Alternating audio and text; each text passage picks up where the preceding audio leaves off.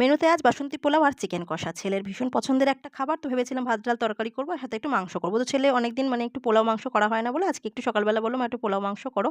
তো ঠিক আছে চলো চটজলদি কিন্তু পোলাও মাংসটা রান্না হয়েও যায়। তো আজকে একটু বসাতে রান্নাটা আমার বেলা হয়ে গেছে।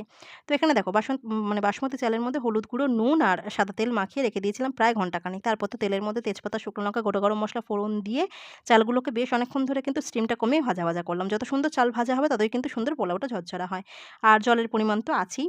২ কৌটোর মতো চাল ছিল, ৪ কৌটো জল দিয়েছিলাম। তো এখানে দেখো পোলাও কিন্তু হয়ে এসেছে। নামানোর সময় কাজু কিশমিশ, মিষ্টি আর একটু ঘি দিয়ে নাড়াচাড়া করে নিলাম। তো এখানে একদম পোলাও আমার রেডি। যদিও আগে আমার ভিডিওতে আমি অনেকবার শেয়ার করেছি, আজকে আবারও তোমাদের সাথে আরেকবার শেয়ার করলাম।